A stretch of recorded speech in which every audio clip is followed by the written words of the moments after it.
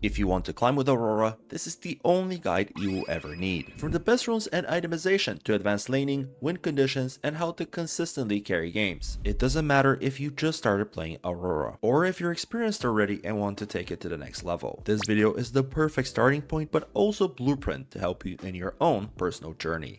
I'm somebody who's been playing the game for a very long time now and have tons of game experience and knowledge, both in terms of playing the game at a high level, but also have years of coaching experience behind my back. Last season, I finished Challenger while being the highest ranked Aurora main, and the amount of games I played honestly broadened my perspective and understanding of the champion and the game, which of course I can't wait to share with you. But at the end of the day, everything I say is my opinion. Some of the information will be objective and some subjective. Take what you think is correct for you and let it motivate and complement your own gameplay and journey. Lastly, I will keep everything as concise as possible with the fastest pacing, and I do advise watching the whole video since I will be going very in-depth. This is the catalog of everything we're going to talk about, and of course, use the timestamps to navigate. Aurora is an assassin / burst mage with some control mage aspects. She has a lot of advantages as a champion, and there's a lot of reason why you'd want to play her.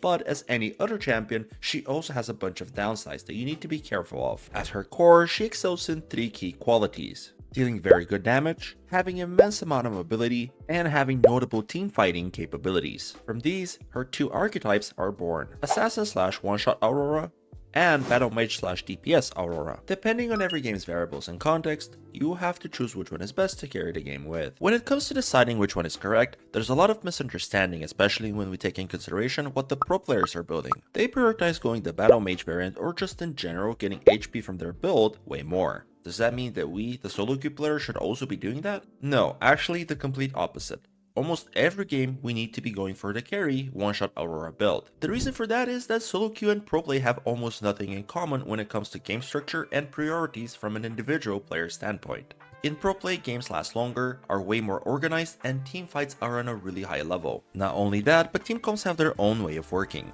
Aurora in most team comps works as an enabler and supportive damage, rather than an actual carry. That's due to the reason that she is pretty good at that, especially when you have 4 teammates that you can trust to help you carry the game. In solo queue though, that's not the case in 9 out of 10 games. In order to be consistent in this environment, you need to make decisions that are primarily good for you. Decisions that will net you resources that you can use to get strong enough to one-shot important enemy members and carry the game through that. Both archetypes are best in slot in their respective place. You need to get good at identifying what your role in the specific game is. Speaking of things that impact which archetype to go for, depending on what elo you are, the answer will vary a bit. I actually don't advise almost ever going for Battle Mage Aurora in divisions below Master Tier, unless that's the only option in the game, aka the enemies are at least 3 to 4 bruisery / tanky enemies and there's no valuable target to kill. The reason is the one-shot setup is way more likely to carry in chaotic and lower bracket environments, since you have way more control over the game by being able to kill squishy and important enemies. I would personally almost never go for a full tank killing Aurora setup,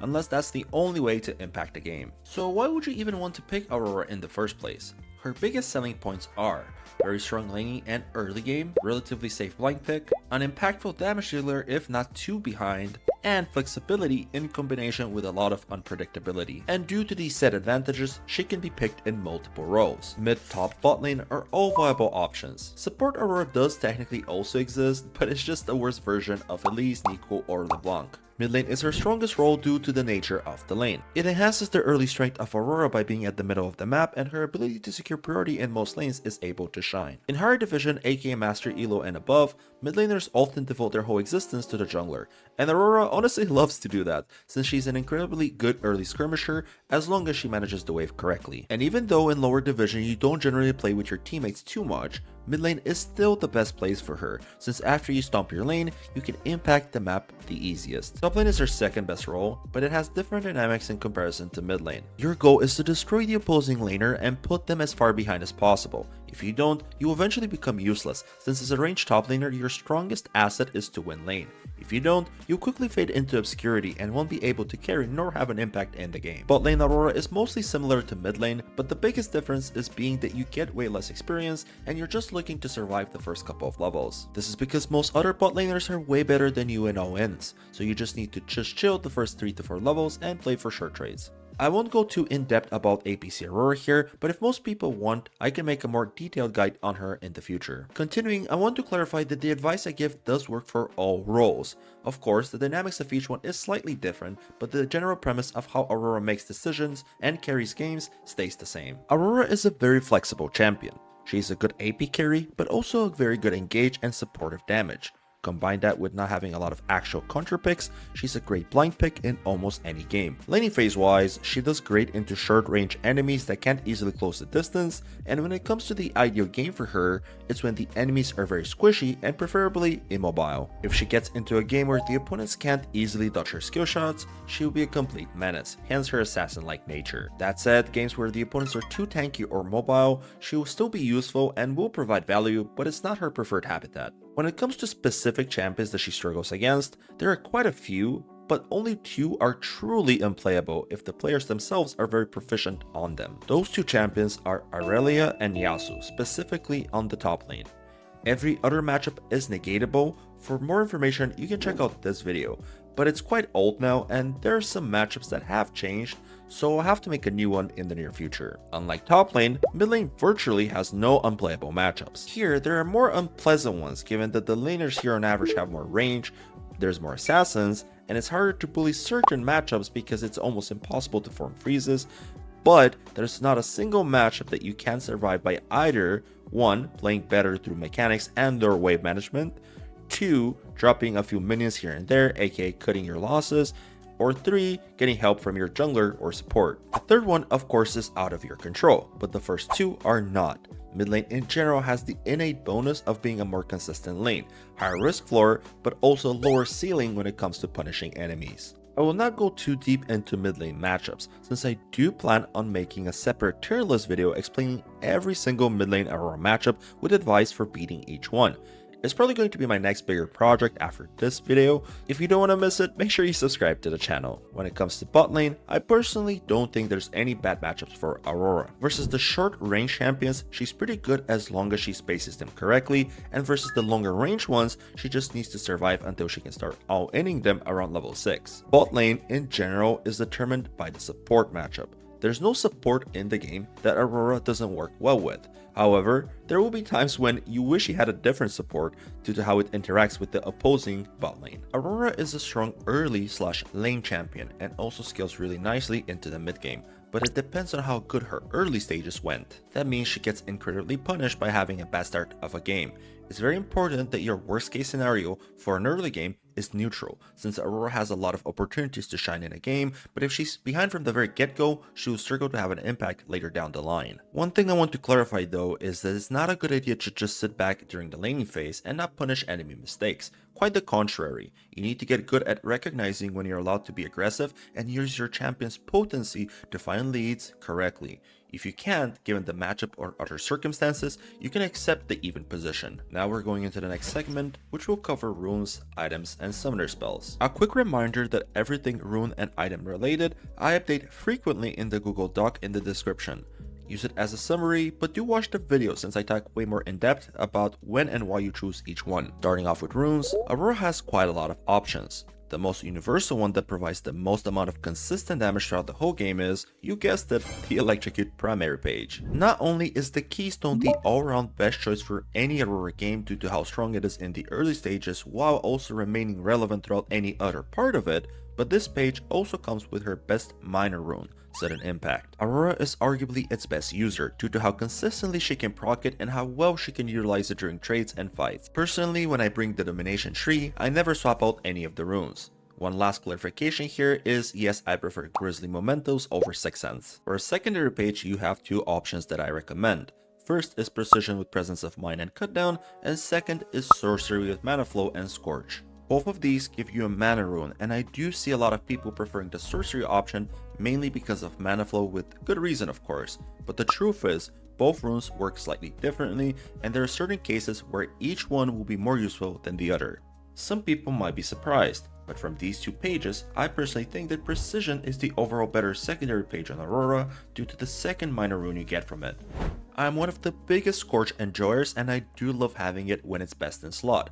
But if I had to rank it, I'd put it slightly below Cutdown. Cut Down is just way too good in the mid and late stages. It lets you put enemies to low HP faster, meaning that you're closer to executing them with your Q2 and Shadow Flame.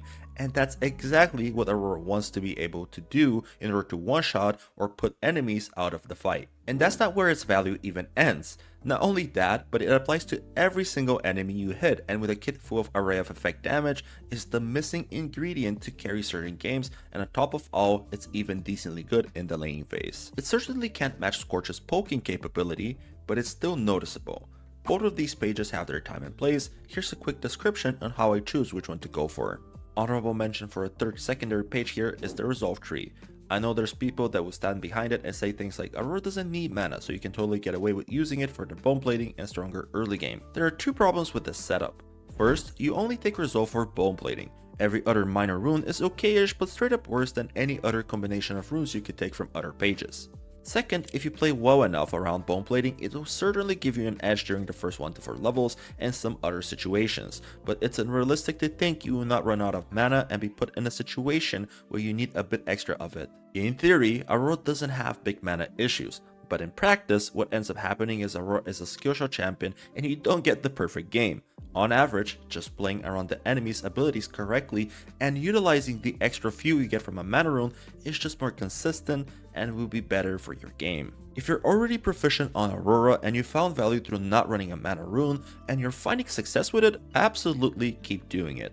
Me personally, I don't go into a game without having one, since I certainly see the transformative value in it, while I also think that Aurora can easily play around not bringing bone plating. Next, we will go into rune trees you bring in specific scenarios in order to achieve different results than just the ordinary more damage on your combos and burst. The first one is Sorcery, and there are two keystones that are good here. Summon Airy and Arcane Comet. Both of them serve a separate purpose and are used in completely different matchups. The minor runes themselves you don't ever have to change. The only real argument you can make against this is that on the second row, you can swap out Transcendence for either one of the two other runes in some specific cases. The truth is, I have experimented with these a lot in the past. They're not bad, but Transcendence is just the more secure option in every single game, so I can comfortably say that it power creeps the other two. And since I've been asked this question a decent bit in the past, I'll answer it here. No, never swap out Scorch for Gathering Storm. Going into the difference between the two keystones, bring Comet into matchups you get outranged by. The idea of this rune is to provide you with a way to fight back easily against those pesky poking champions purely off of your E-poke. It lets you have an easier setup for lethal while staying out of harm's way. You're still required to have good movement of course, but it negates the constant need of extending the trade to proc Electrocute. But that's not the only place I use it. It is also a great tool against some champions that love to keep distance and quickly swoop in for extended trades. It basically lets you play your own game with E and doesn't require you to depend always on Q and Electrocute to win trades. Combine it with the Domination tree to beat the long range champions through sudden impact. Or alternatively, you can also run it with the Inspiration tree for a better mid-game power spike in slightly easier matchups. My personal recommendation is to always go Domination, until you get more experienced in matchups to know when it's not needed. Airy on the other hand works against the opposite. It works best against champions that love to permanently look for extended trading and all-ins. It is the strongest early game rune that also provides decently good value later on into the game. It's a must in certain ones, but also a very good tool in other ones that will otherwise be difficult if you didn't have it. Its primary purpose is to let you survive difficult matchups, and it does a great job at it. There are a few other keystones that you might question whether they're better than Airy for this job, and the answer is no, they're not. Airy is the best when it comes to both providing really good value to survive volatile matchups, but at the same time it still provides value throughout the whole game. The competition for the slot just falls short. But there's one other reason you'd want to bring this rune, and that's against champions that have infinite supply of health. Pushing them out of lane or finding lethal on them is almost impossible, but if you bring this rune together with Precision Secondary, you can actually still look to fight Infinity with Infinity through the double mana runes, and you also get the added bonus of Cut Down. And instead of Precision, you can also combine it with Resolve. Unlike the Electrocute setup, this time you already have a mana rune. I strongly suggest you bring this exact setup against ON champions like the ones on the screen, since area alone is not enough. Playing off of your bone plating timing is a very good way to secure victory in these type of matchups. There's some matchups that both secondary rune pages work, comes down to how you want to play out the lane. Lastly, there's one champion in the game that I think you should do this setup against. I won't over-explain, but Nar is kinda in the middle of a semi-ranged and melee champion, so this setup just works best against him to make sure you destroy him in the laning phase. Moving on to the last rune page that I think is legit, Inspiration with First Strike. Bring this page in easy matches where you won't have any problems winning. Its purpose is to make your scale faster, hitting your Powerspikes much sooner, and having a very strong mid to late game. You can combine it either with Precision or Sorcery, and I think both are technically legit, but if you're going First Strike, it doesn't make too much sense to not go Cut Down due to the damage synergy between the two runes in the mid game. There's one important thing that I want to mention here is that if you want to use this rune page, you need to be kinda already experienced on Aurora, since it's very easy to mess up with it and lose it before a fight, and there's also certain champions in the game that First Strike is very bad against due to its interaction with them. Talking about the whole tree itself, it provides some very good minor runes, but my only real problem is you're kind of forced to go cashback due to the lack of good options, and while the rune is not necessarily bad, I really hope they just bring back Futures Market or something in its place, because this rune is just so boring, man. And that's it regarding runes. Every other keystone doesn't make the cut since it's just weaker than the options I already mentioned. From all other options, Grasp is the only real other rune that provides specific value that actually none of the other runes can really match. But the problem is, it quickly ceases to exist the moment laning phase is over, so I can't really recommend it for long-term carry potential. One last closing statement I want to mention here is your rune choice might end up depending on what elo you are. If you're anywhere below master tier, from my personal experience on coaching for years now, the reality is you can probably just go with Electrocute with the 2 secondaries that I already mentioned in close to 60 to 70% of your games, since even in the ones that you're supposed to bring a rune to make it easier for you, the opponents won't be able to exploit the matchup to its full potential. That doesn't mean you shouldn't adapt and respect the matchup with the correct runes, rather play with the universal setup until you see that you're struggling in certain matchups, then start using the corresponding one that I mentioned earlier. Or alternatively, just start using the correct one right away. Both are fine, I just wanted to give that as a small tip. And lastly, something I forgot to talk about on my last guide, Rune Shards. The ones I use are 2 times adaptive damage plus flat HP in 95% of my games, and the other 5 I substitute the flat for scaling HP. The idea is Aurora gets a lot of value from running double adaptive and doesn't really need attack speed since it gets quickly outscaled the moment you start playing purely off of abilities. That said, this is part of the setup where I think you have the most subjective freedom without getting punished too much for running one or the other. If you prefer the attack speed variant over the double adaptive, you can absolutely use it. There is different value in running both of these, so it comes down to your personal preference. The only advice I give is choose one and don't swap around so you can get used to last hitting with it. And I don't personally believe in the movement speed shard. I've tried it and I don't like it too much, but again, if you do, feel free to use it. Next up, we're moving on to items, but before that, there's a few rules we need to lay out. First of all, items are strongly dependent on balanced patches. One patch, everything I say here stays correct, but the other, half of it is not true anymore.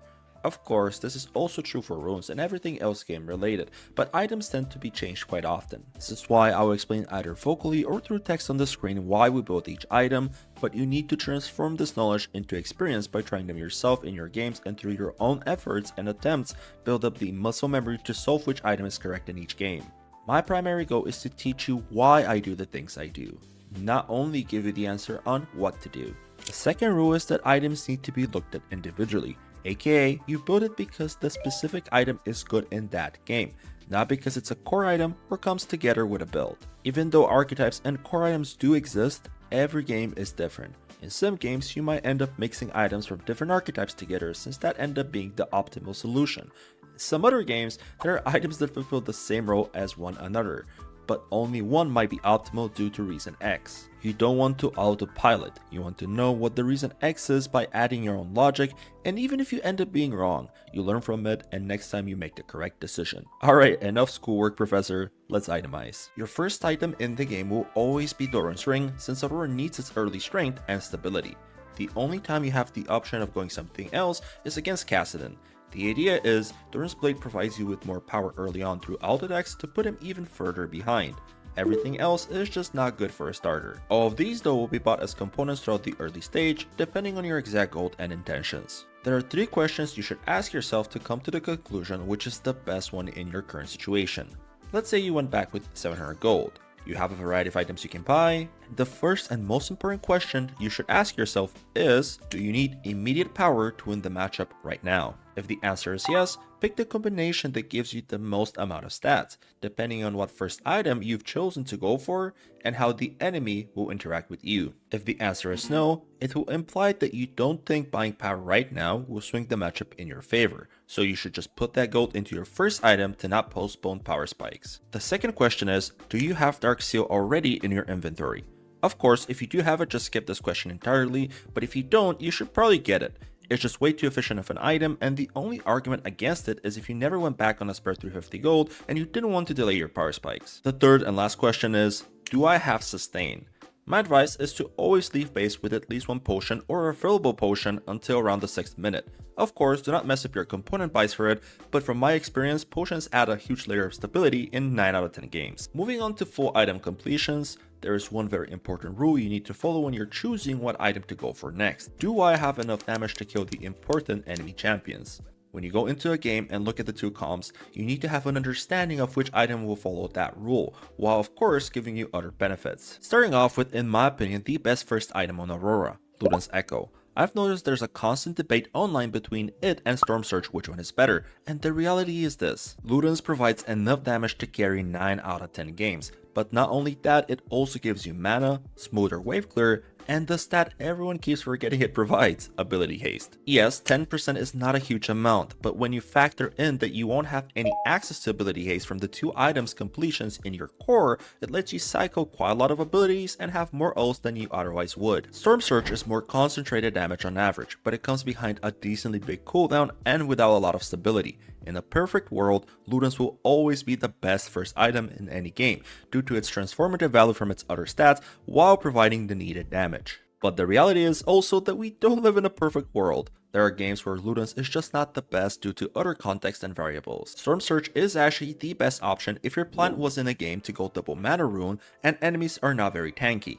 Not only that, but sometimes enemies get extraordinarily fed and the game ends up being very accelerated, which means that a lot of unfavorable fights will happen, so you stop caring about stability and want to create chaos through, remember the rule earlier, have enough damage to kill the enemy carry. On my stream this happens sometimes, so I say something like, enemies are really fed so I need to go Storm Surge and try to kill the enemy 10-0 ADC. But of course, these games are very specific and don't happen that often, but if they do, you could consider going for a Storm Surge rush. The other first item options are a lot more straightforward. Malignance if any of these are true, but I don't really advise building it ever below Master Elo since Luden's is on average just better. Blackfire Torch is not bad for these reasons, and you should build it if that one very particular game does show up. Gunblade, if you're really bored and your opponent is purple, you can consider it. And lastly, Liandry First is an option, but I don't advise building it without 2 mana runes.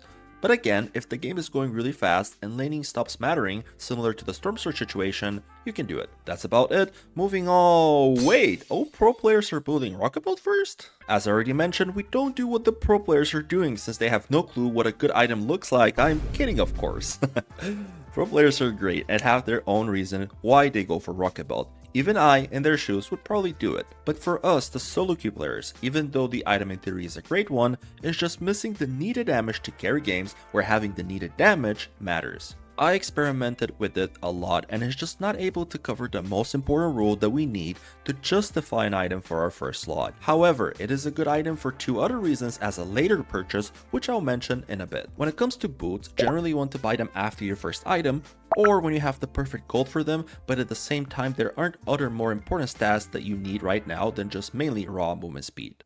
The default best option is generally Cirque boots when you're playing Assassin Aurora, and even though they're not terrible if you're going a frontline shredding build, you rather go Lucidity boots in that case. Lucidity boots are not exclusive for that build of course. I quite frequently build them even on Assassin, but it really comes down to how my back timings look in regards to gold, and I would even oftentimes tempo buy them. More on that term later. Basically, you should always go for these 2 boots unless any of these conditions are met for the other boots, in which case they outvalue the default options and you can purchase them. Now, one extra thing I want to add that for mid lane specifically, these 2 boots get extra value, and sometimes if the enemies have overwhelmingly one type of damage, you could consider buying them specifically for that. But of course, don't get too tunnel visioned into it since there's still a rule we need to follow. Lastly, symbiotic souls might get added back into the game sometime in the future, in which case I want to say they're incredible and they actually would replace Lucidity as the default second option on Aurora in most cases. They're amazing on her and I really do miss them. With that, now we need to talk about how other items Aurora can buy as a secondary plus option. And which better item to start off than the item I think is unironically the best Aurora item in the game, Shadow Flame. 99 out of 100 games you buy Shadow Flame,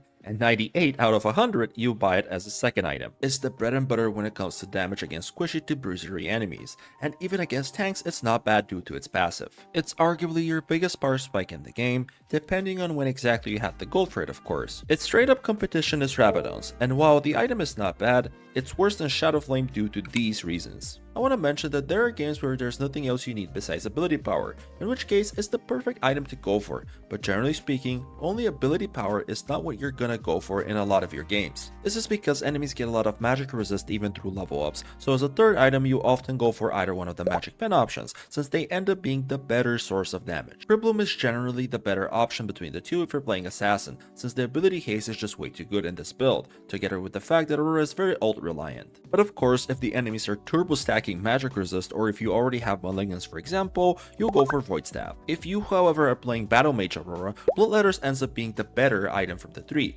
It's actually half of the reason this archetype even works. A very common situation is you end up facing champions or columns that can disrupt your gameplay. These are by far the two best answers, and you can even end up buying them as early as a second item if the game calls for it, but most of the time you go for them as a third plus item after if you already secured your damage. Up until this point, we talked about items you're gonna build in the majority of your games. Now we'll talk about items that you build in more niche situations, but they're still good. Storm Surge is a prime example of that, since not only is it a good first item sometimes, it's also a great item to solidify your capability of killing squishy champions and keep the snowball rolling. Same thing for Liandry. It's a great first item sometimes, but also the bread and butter when you need to deal damage to HP stackers. Medjace is an item you only go for if you have 10 stacks of Dark Seal, and honestly that's it. It can be the best item in every case or the worst one, depends on your execution. Horizon Focus is a good item for later when you need a ton of ability haste together with raw damage into squishy enemies, and Cosmic Drive is when you need ability haste but the enemies are HP heavy. And now, Rocketbelt's actual good use cases. After you've already secured having enough damage through other items, you can buy it in cases where 1. The enemies have spell shields, you can use the active to remove them. Or if the primary way for you to win a game is through finding engages on their backline, you can use it as a gap closer. Its components are really nice, so it has the innate bonus of being really easy to build later into the game. Lastly, Ziggs is a great item in games where you're dealing enough damage, but the enemies are dealing a lot of it as well, and it's coming from both types. This item is the cheapest source of effective HP that also gives basically Malignance passive and another somewhat useful passive. Of course, don't build this item unless you need the immediate defense for an upcoming fight, or if you think that the only stats you need to finish this game as soon as possible are effective HP. Oh, and an item that I almost forgot that exists, Oblivion Orb. This is your main way to deal with hardcore healing champions. Aurora applies Heal Cut pretty nicely, especially if you're playing with a Battle Mage build, but if you're playing more as an assassin, it's better to let someone else get heal reduction since your main targets will generally be squishy. Turn it into Morello if there's no specific item you want next, rather raw stats. Otherwise, sell it later for a more useful item. Those are all the good items you can go on Aurora. I'll quickly show all other AP items that people have wondered about in the past, and I'll show you why they're not good or what's keeping them from shining. In the future, if any of these get a change or a buff, we might see them actually get used, but as they stand right now, there's no legitimate purpose to go for them due to the said reasons. And with that, we're done with items, but there's one more topic I want to discuss here. Core items exist, so here's a few variations I go for in different games. Notice how I change one item for another depending on certain variables in the game changing. This is why it's important to acknowledge why each item is there. Tempo buys are a thing I quite regularly use in my games. It means buying an item or component with the intent of immediate power, even if it warps my build. I do this almost every game. I personally value being as strong as possible at all times quite a lot, but I don't do it if I don't think I need the strength of course. Aurora gets heavily rewarded if you get good at this skill set. Let's say I have 750 gold. If my matchup is someone like Zed and it's a very contested lane, I will buy this. Even though this cloth armor postpones my first item power spike, if I think I can win the lane through this purchase, I'll go for it. Of course, if I'm too behind already due to past mistakes, I wouldn't bother and just invest the gold into something else. If I wasn't facing Zed, rather some other champion but the lane is still contested, I can go like this. And sometimes I buy Alternator when I have 1100 gold if I think a huge fight will break out in an upcoming objective, even if I think Abaddon's might be my best next item. You don't have to do this as often as me, but I do think it's an important skill set to develop since every champion benefits from this to a degree. It's just managing your risk factor for a game and knowing when it's more important to spend your gold than keeping it for the perfect item. And it's a reason I get asked a lot on stream why X item over Y. When it comes to summoner spells, I have a very one-sided opinion. I think that teleport plus flash is a must in every game. Doesn't matter the role, doesn't matter who you're facing. There are two reasons. Teleport is the most secure and flexible summoner spell during lane. It can help you if you mess up, but it can also push an advantage if you use it proactively. But there's even a more important reason than that. It's the most secure and flexible summoner spell outside of the lane phase. Being able to catch side waves and match opponents is something you need to do to keep up with resources, but even more important than that on a champion like Aurora is that you're where the important fight will erupt. Balancing both of these is very difficult without the summoner spell. I will say all of these other summoner spells have value, and if you see it being better than that of teleports, you can keep using them of course. Currently though, my personal opinion is that teleport provides too much consistency to pass on, even with the features added this season. And that was all of the information regarding setup. Things will inevitably change at some point, especially if there are new additions. I'll of course make sure to have follow-up videos on those. Now, moving on to the more practical talk that I assume a lot of you are interested in. This is the time I want to use to say that it will be impossible for me to cover every topic here to its full potential. If I do, this video will surely end up being at least 10 hours long. So to avoid the unpleasant delay of this video for next year, I will focus on the most important details of each one. On this topic, first I want to mention that with the release of this video I have two new resources. First is my second Google Doc that features the most asked for questions since I started content creation, together with their answers. Of course, just like the other document, I will be updating it regularly, so make sure you check it out. The second resource is that I've launched my own site where you can read a small description about me, and if you like the way I explain things, you can explore my coaching options. My biggest strength is my extensive experience backed by a 99% positive review rate from thousands of coaching sessions over the past 8 years. Helping you reach your desired rank is always my top priority. Expect professionalism, clarity, and high quality every coaching session. Also, if you're looking for other cool perks, check out my Patreon. When it comes to laning, there are a lot of individual qualities you can work on to better your game. You need to get good at a handful of fundamentals, like managing your wave correctly to secure some form of advantage, and you do this by letting the wave push towards you so you can freeze it, which makes you have an easy time making the enemy drop minions, and potentially even finding lethal. Or alternatively, stacking a wave towards your opponent to take advantage of him CSing under tower so you can free hit him or just straight up dive him.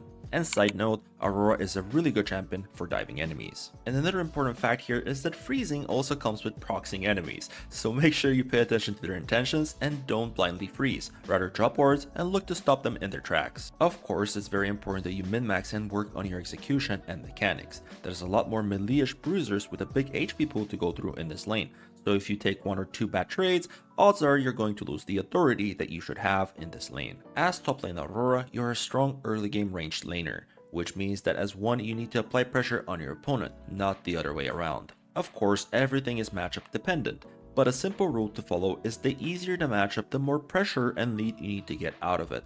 The harder the matchup, the more your main goal becomes to survive and be as less behind as possible. Your main win condition here is to find a way to positively implement yourself in the game and find openings to carry. Stomping your matchup is the easiest and most straightforward way to do so, even if sometimes you need to substitute stomping for neutralizing. Also, as a top laner, you will rarely get any help from your jungler or your team for that matter, since we live in a society where that's accepted. Your understanding of a normal top lane Aurora game should be, I'm playing 1v2, but I still need to get some form of lead so I can carry when a good opportunity shows up. And another side note here, playing 1v2 and surviving is pretty good, but that doesn't mean your team will win the other side of the map, so you just have to deal with it and carry anyway. Mid lane on the other hand is quite different. You're part of the game from minute 1, literally. Set up a ward safely on the enemy raptor camp so you provide information for yourself and your team what the enemy jungler does. As a mid laner, you're basically the backbone of your team. Anything that happens on the map is good for you if you can find a way to impact it positively. In order to do so though, you need to pre-plan your wave management and decision making around what could happen in the near future. It's very important you keep a keen eye on the minimap and specifically what your jungler is doing. But that doesn't mean you will blindly follow everything and anything. Any roam or decision that you make that involves you going outside of your lane should only be done through the lens of that is better than what I can currently do in my lane and it will reward me, not put me behind. A general rule of thumb to follow is always play for yourself to a high enough degree, since you're the most consistent factor that can carry your own game. Now, even though mid lane wave management is somewhat dimmed down compared to top lane and generally speaking you're playing the map more than the lane itself, you can and should still find soul leads through properly forcing the enemy into a bad situation when the time presents itself. And this is where we get to the biggest truth when it comes to climbing in solo queue. That is not necessarily Aurora related, but I want to mention it because very high elo players use it all the time. Everything I just said are all important qualities to work on, of course, but the most important one in order to be consistent at getting leads and being in a position where you can carry is called punishing enemy mistakes. And specifically, what I'm referencing are 3 key points. 1. Acknowledging an enemy mistake. 2. Knowing how to punish it.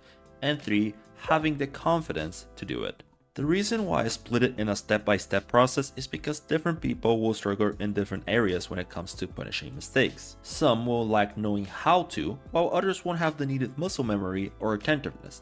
Everyone is different, but we still need to get comfortable with using it in our favor. As an example, if a set enemy is overstepping, I need to know when it happens, how I can punish, and of course, actually have the courage to do it. People focus too much on their own general fundamentals, and of course those are important, but don't tunnel vision on you being the only player in the game and specifically in the lane. Focus on what the enemy does and implement their mistake in your own formula for a decision to get a lead. For Aurora specific power spikes, on the screen I'm showing you the key moments when you should look for situations to positively impact the game. Of course, doesn't mean you need to overforce, but these are times in the game where you can feel really strong and confident to make a move. When it comes to mid and late game, it's impossible to go over every possible scenario, but there are general guidelines you should follow, which are: try to be at every crucial team fight, and look to force fights when you're strong as long as your teammates are not too behind. Another extra point here is that you don't want to sit on side lane as much as possible since you're hindering your champion's potential impact. You only do that if you're behind, you currently can't impact the game through team fights, or you get a bigger reward if you sit on side right now. The way you actually carry on Aurora is by primarily focusing on finding picks on enemy targets, being in an incoming objective beforehand and capitalizing on face checking enemies, or finding game-winning teamfight angles. And when it comes to CSing in the mid and late game, your minion count will tank, but that doesn't matter. 10 CS a minute is a good thing to have, of course, but it doesn't win games. What wins the game is having a strong enough impact that positively progresses it in your favor. But of course, don't fall too far behind in gold and XP, since that's not a good move.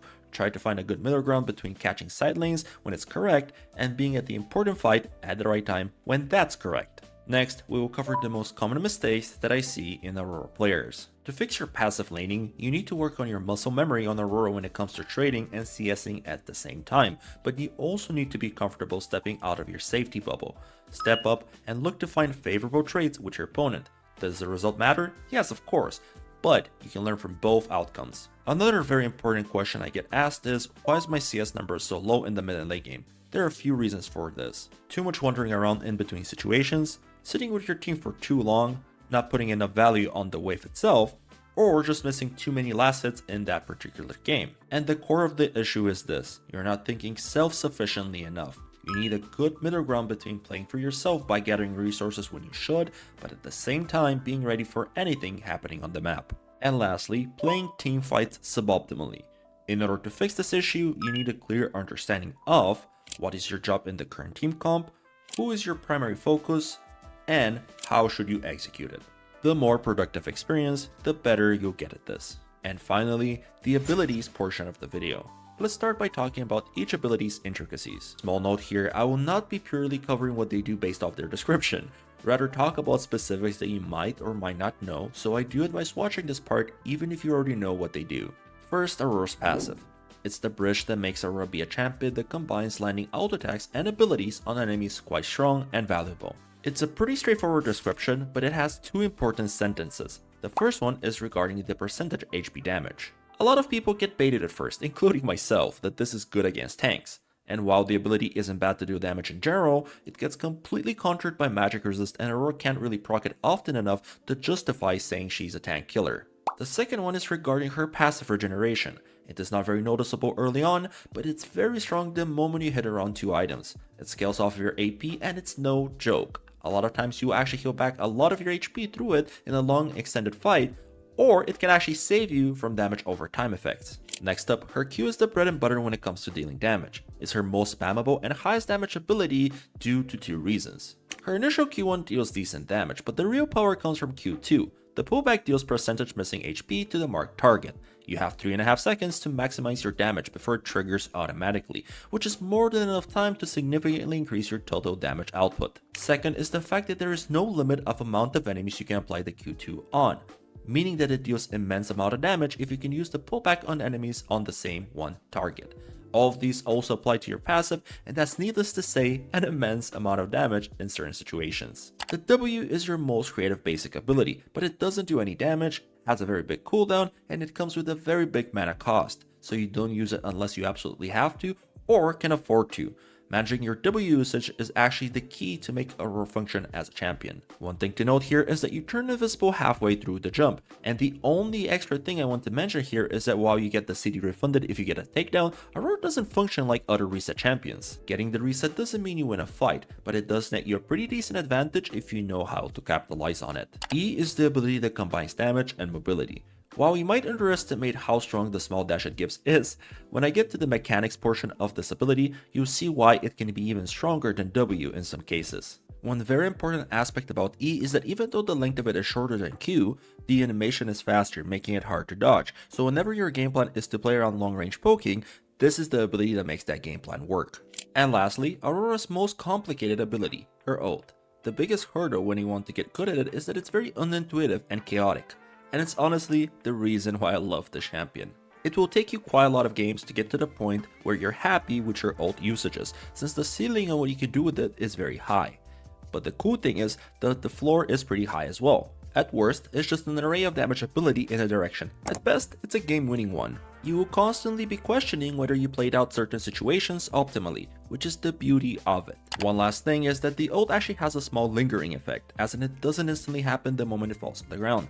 It's very important that you play around this since there are countless of times which this can either be in your way or can actually help you in a different scenario if, let's say, the enemy walks into it after you've already dropped it. When it comes to mechanics and interactions, Aurora actually has a lot, so let's go through all of them. Starting off with Flash, she has 3 ways to use it: Q into Flash or E into Flash, which is the most basic one. Q into E into Flash is a little bit more advanced, or the third one is she can delay the flash for an invisible Q. All of these 3 are useful in particular cases. It really comes down to making sure that the ability will land, which boils down to knowing your opponent and knowing when they will react with their own flash. It's a mind game of its own, and you will constantly get better at this with more experience. When we're talking about Aurora's Q, there are a handful of things you need to know. I'm currently showing all of them on screen since they're pretty self-explanatory. To get the most out of her W, you need to be thinking where the opponent's camera is sitting exactly. The enemies can see the first part of the W, which is before you go invisible, so you need to make sure when you walk into their vision, you're already across the veil. The most common trick you're going to use with this ability is where you jump in one direction and quickly swoop into another. Similar to the flash situation, there's a constant mind game between you and your opponents.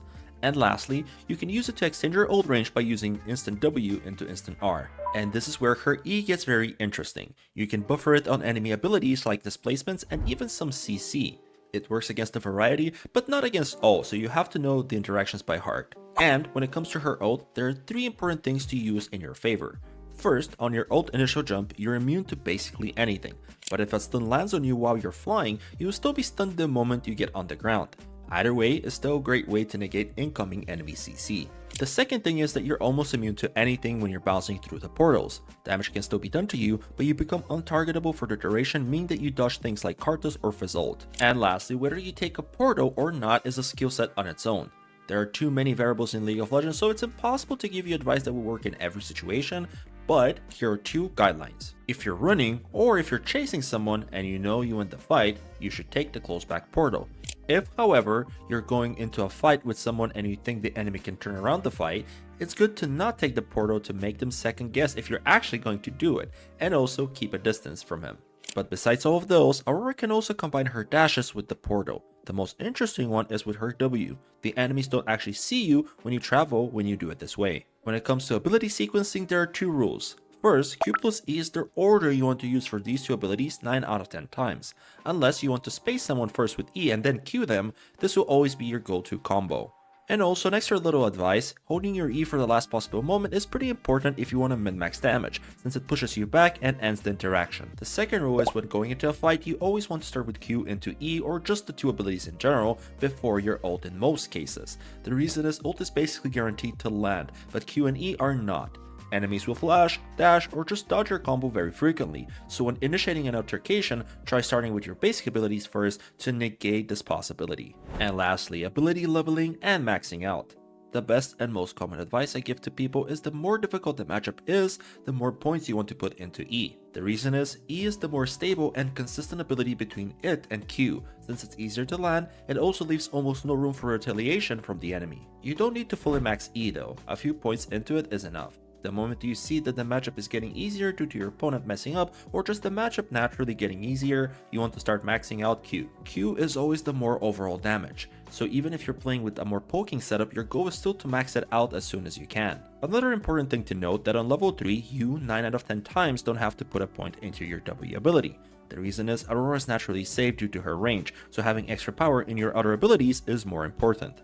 But of course, if you're in a volatile position, you should level up W. And lastly, level 6, 9, 11, 13, and 16 are very important for Aurora due to her damage getting maxed out, so those are mini power spikes you can play for. And with that, we're actually done. Wow. It took me a huge amount of time and effort to make this, so I really hope you enjoyed. Liking, commenting, and subscribing help me out a lot. Also, check out my other links for more content, coaching, and other perks. Thank you for watching, and I'll see you in the next one.